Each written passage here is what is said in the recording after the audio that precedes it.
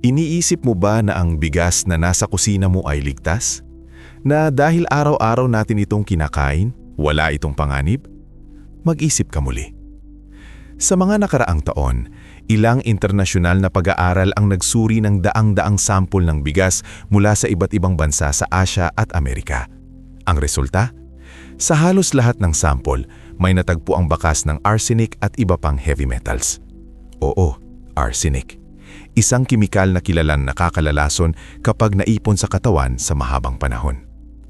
Mahalagang linawin, hindi ito nangahulugang may lason ang lahat ng bigas.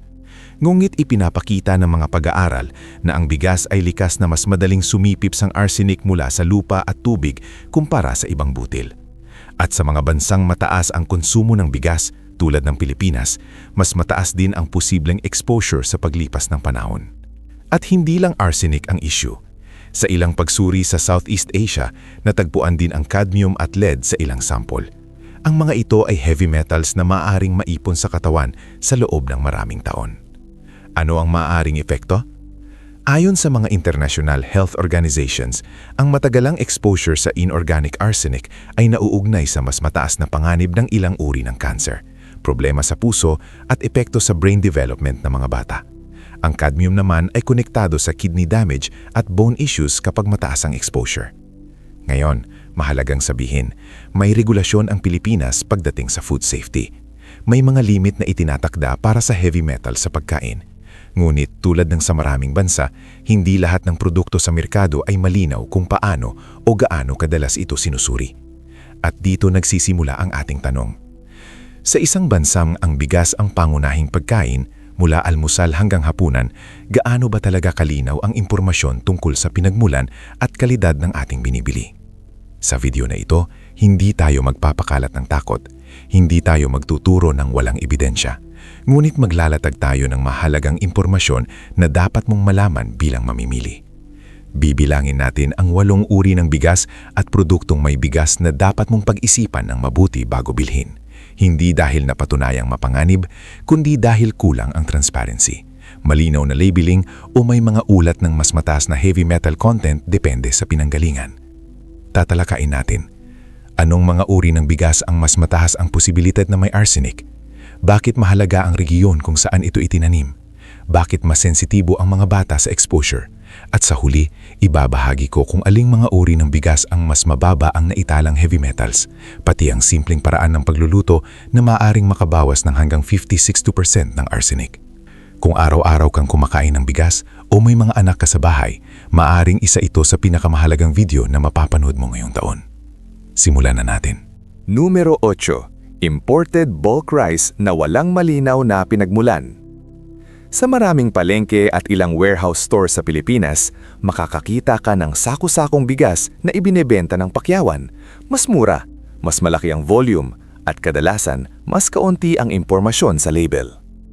Hindi natin sinasabing delikado ang lahat ng imported rice, ngunit kapag walang malinaw na detalye tungkol sa bansang pinanggalingan, rehiyon ng pagtatanim o testing standards, mas mahirap para sa mamimili na malaman ang kalidad nito.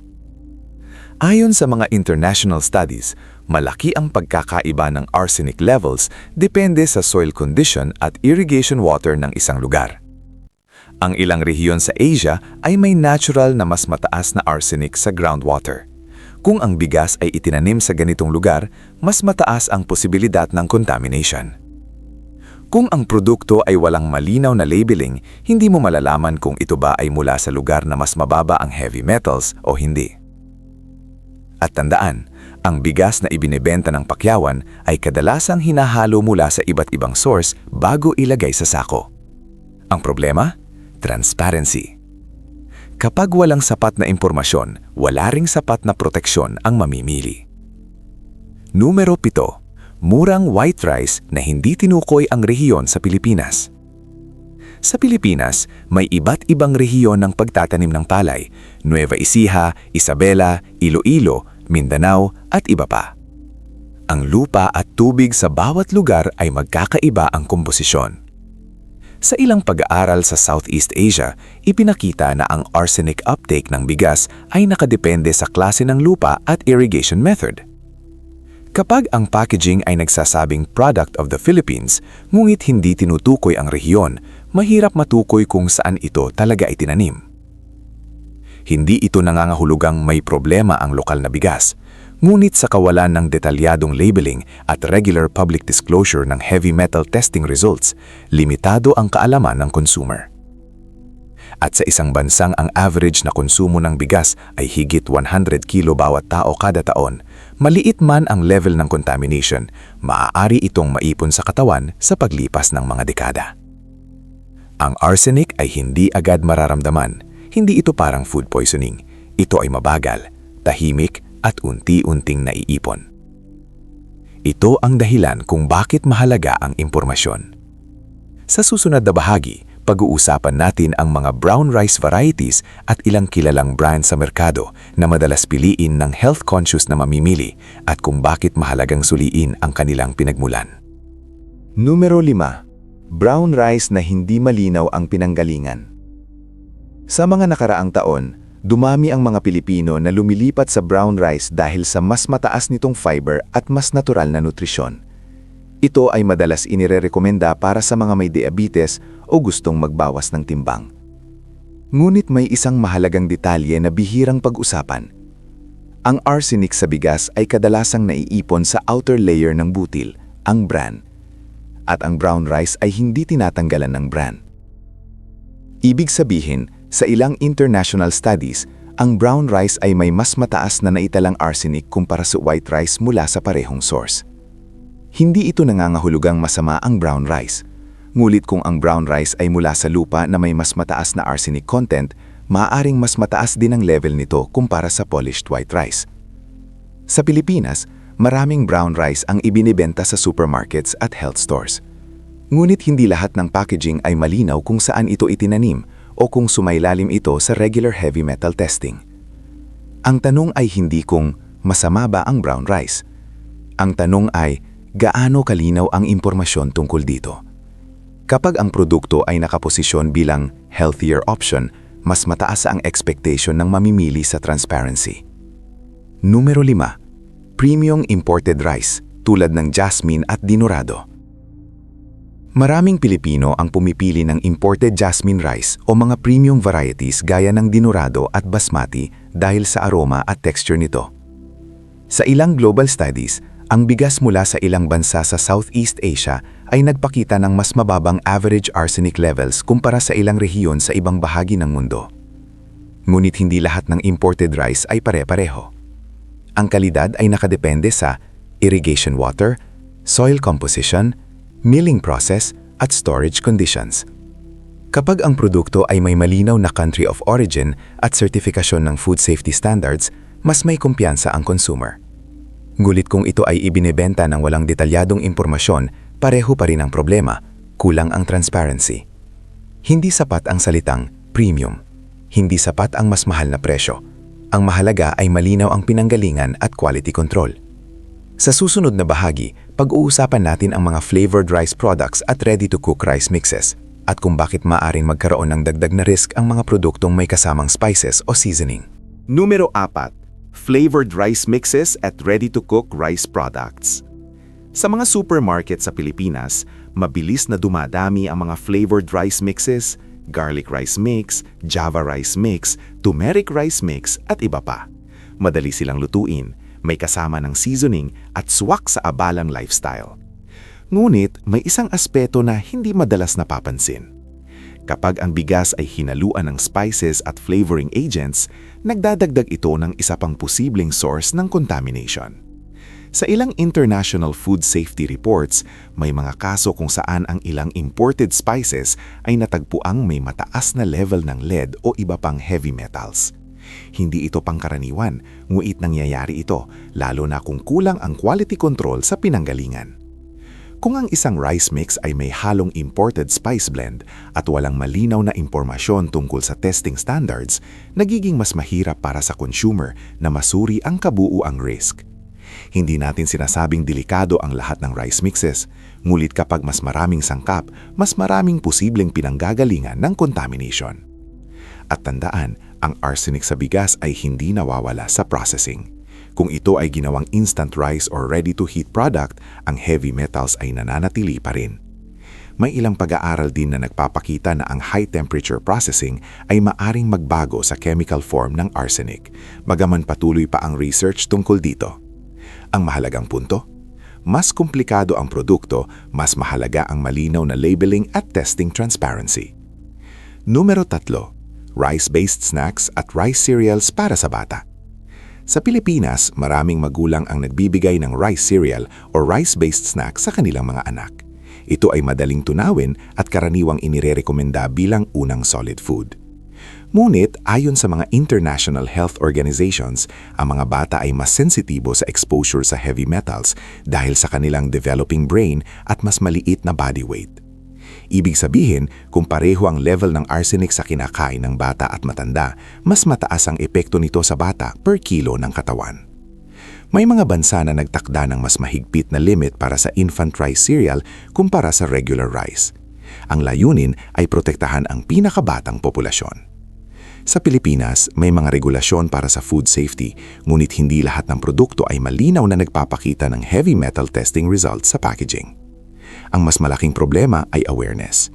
Maraming magulang ang hindi alam na ang regular at madalas na pagbibigay ng rice-based snacks ay maaring magdagdag sa kabuuang exposure sa paglipas ng panahon. Hindi ito dahilan para magpanik, ngunit ito ay dahilan para maging mas maingat. Sa susunod na bahagi, pag-uusapan natin ang mga rice products na ibinebenta sa mga discount stores at online platforms at kung bakit mahalagang suriin ang supply chain at quality assurance. Numero 2. Rice products na ibinebenta online at sa discount platforms. Sa panahon ngayon, hindi na lang sa palengke o supermarket bumibili ng bigas ang mga Pilipino. Maraming rice products ang mabibili sa online marketplaces, social media sellers at mga discount app. Mas mura, mas convenient, minsan mas mabilis pa ang delivery kaysa sa pagpunta sa grocery. Ngunit may isang mahalagang tanong. Gaano kalinaw ang supply chain? Kapag ang isang rice product ay ibinebenta online ng third-party seller, minsan hindi malinaw kung sino ang tunay na distributor. Hindi rin palaging madaling makita ang country of origin, storage condition, o kung ito ba ay dumaan sa tamang inspection. Hindi natin sinasabing unsafe ang lahat ng online rice products, ngunit sa kawalan ng malinaw na impormasyon at mas limitadong oversight, tumataas ang uncertainty. Sa ilang international cases, ang food products na ibinebenta sa online platforms ay natuklasang may kakulangan sa labeling o hindi tugma sa deklaradong origin. Ang mas mababang presyo ay maaaring dahil sa mas murang sourcing at kadalasan ang pinakamurang source ay hindi palaging ang may pinakamahigpit na environmental standards. Tandaan, ang arsenic contamination sa bigas ay hindi nakikita ng mata. Hindi ito naaamoy, hindi ito nalalasahan. Kung walang malinaw na testing transparency, umaasa ka lang sa tiwala. Numero 1. Generic at repacked rice na walang brand identity. At ngayon, numero 1. Generic or repacked rice na ibinebenta ng walang malinaw na brand name o manufacturer. Ito ang pinaka-risky, hindi dahil napatunayang ito ang pinakamataas ang arsenic, kundi dahil ito ang may pinakamababang traceability. Kapag ang bigas ay repacked mula sa mas malaking supplier at ibinebenta sa mas maliit na tindahan, maaaring mawala ang impormasyon tungkol sa eksaktong rehiyon ng pagtatanim, batch testing, storage conditions, milling facility. Kung may problema man sa isang batch, mahirap itong i-trace pabalik sa pinanggalingan. Ang mga pamilyang may limitadong budget ang kadalasang bumibili ng ganitong uri ng bigas. At sa Pilipinas, kung saan ang bigas ay kinakain 3 beses sa isang araw, ang maliit na pagkakaiba sa kalidad ay maaaring magkaiba ang epekto sa loob ng maraming taon. Hindi ito tungkol sa takot, ito ay tungkol sa impormasyon. Kapag kulang ang transparency, kulang din ang kapangyarihan ng consumer. Ngayon, sa susunod na bahagi, pag-uusapan natin ang pinakamahalagang bahagi ng video na ito. Paano mo mababawasan ang risk? Anong uri ng bigas ang mas mababa ang naitalang heavy metal sa mga pag-aaral?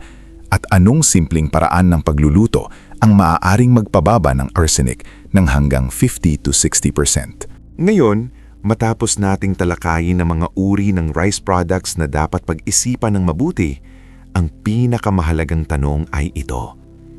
Paano mo mababawasan ang risk? Hindi praktikal para sa karamihan ng Pilipino na itigil ang pagkain ng bigas. Ito ang pangunahing pagkain natin. Bahagi ito ng kultura, ng araw-araw na buhay, ng bawat hapagkainan. Ngunit may mga konkretong hakbang na maaari mong gawasan ang posibleng exposure sa heavy metals. Una, piliin ang bigas na may malinaw na pinagmulan. Sa mga international studies, ipinakita na malaki ang pagkakaiba ng arsenic levels depende sa rehiyon kung saan itinanim ang bigas. Ang mga lugar na may mas malinis na irrigation water at mas mababang natural arsenic sa lupa ay karaniwang may mas mababang contamination levels. Kapag ang packaging ay malinaw na nagsasaad ng country of origin o rehiyon ng pagtatanim, mas may kontrol ka bilang consumer. Mas mainam ang mga produktong may malinaw na labeling, quality certifications at kilalang distributor. Ang hindi malinaw ang pinanggalingan ang mas mahirap suriin. Ikalawa, baguhin ang paraan ng pagluluto. Ito ang isa sa pinaka-epektibong hakbang. Sa ilang peer-reviewed studies, ipinakita na ang pagluluto ng bigas gamit ang mas maraming tubig, katulad ng paraan ng pagluluto ng pasta, ay maaaring magbawas ng arsenic ng hanggang 50-60%. Narito ang simpleng paraan. Gumamit ng 6 to 10 tasa ng tubig sa bawat isang tasa ng bigas. Pakuluan ito. Kapag luto na, itapon ang sobrang tubig bago ihain. Ang simpleng pagbabanlaw lamang bago lutuin ay nakakatulong, mulit mas epektibo ang pagbabad sa loob ng 30 minutes bago pakuluan at saka itapon ang tubig. Hindi nito inaalis ang lahat ng arsenic, mulit malaki ang naitutulong nito sa pagbawas ng kabuoang exposure. Ikatlo, mag-diversify ng grains. Hindi kailangang puro bigas sa bawat pagkain. Sa ilang pag-aaral, ang mga alternatibong butil tulad ng quinoa, barley, millet at mais ay may mas mababang average arsenic levels kumpara sa bigas. Sa Pilipinas, maaari ring gamitin ang mais, kamote, saba at iba pang lokal na alternatibo. Bawat pagkain na hindi bigas ay nakakatulong sa pagbawas ng long-term accumulation. Sa susunod na bahagi, pag-uusapan natin kung bakit mas sensitibo ang mga bata sa exposure at kung bakit mahalagang maging mas maingat ang mga magulang pagdating sa rice-based foods para sa infants at toddlers. Ngayon, pag-usapan natin ang pinakamahalagang grupo pagdating sa usaping ito, ang mga bata. Ayon sa International Health Research, ang mga sanggol at maliliit na bata ay mas sensitibo sa heavy metal exposure kaysa sa matatanda. Hindi dahil mas marami silang kinakain, kundi dahil mas maliit ang kanilang katawan at mas mabilis ang brain development sa unang mga taon ng buhay. Kung ang isang adulto at isang bata ay kumain ng parehong dami ng bigas, mas mataas ang exposure ng bata per kilo ng kanyang timbang. At tandaan, ang arsenic ay hindi agad nagpapakita ng sintomas. Ito ay hindi tulad ng pagkain na panis. Ito ay unti-unting naiipon sa paglipas ng panahon. Sa ilang bansa, nagtakda ng mas mahigpit na limit para sa infant rice cereal kumpara sa regular rice. Ang layunin ay bawasan ang risk sa mga pinakabatang populasyon. Sa Pilipinas, maraming magulang ang gumagamit ng rice cereal bilang unang solid food dahil ito ay madaling tunawin at abot kaya. Ngunit kung ito ay ibinibigay araw-araw at maraming beses sa isang araw, tumataas ang kabuuang exposure. Ano ang maaaring gawin ng mga magulang? Una, huwag umasa sa iisang uri ng pagkain lamang. Maaari ring subukan ang oat-based cereals, mashed na gulay, mashed na prutas, lugaw mula sa alternatibong butil. Ikalawa, kung magluluto ng lugaw o kanin para sa bata, gamitin ang high water cooking method na nabanggit natin kanina. Ikatlo, limitahan ang rice-based snacks na heavily processed. Ang rice crackers at puffed rice snacks ay maaaring may mas concentrated na arsenic dahil sa processing method. Mahalagang iulitin, Hindi ito dahilan para magpanik o itigil ang pagkain ng bigas. Ito ay paalala na ang variety at tamang paraan ng paghahanda ay mahalaga. Ngayon, bago tayo magtapos, may isang mahalagang punto.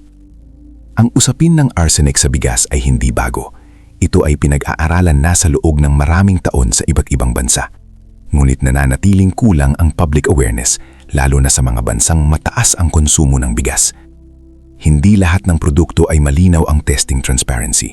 Hindi lahat ng packaging ay detalyado ang impormasyon at hindi lahat ng mamimili ay may oras para magsaliksik. Kaya mahalaga ang kaalaman. Sa susunod at huling bahagi, babalikan natin ang pinakamahalagang takeaway ng video na ito at kung bakit ang informed consumer ang pinakamabisang proteksyon laban sa long-term risk. Sa huli, ano ang pinakamahalagang mensahe ng video na ito? Hindi ito tungkol sa pagkatakot. Hindi ito tungkol sa pagtigil sa pagkain ng bigas. At lalong hindi ito tungkol sa pag-akusa ng walang ebidensya. Ito ay tungkol sa kaalaman. Ang arsenic at iba pang heavy metal sa bigas ay isang isyung matagal nang pinag-aaralan sa buong mundo. Ipinapakita ng research na ang bigas ay likas na mas madaling sumipsip ng arsenic mula sa lupa at tubig kumpara sa ibang butil.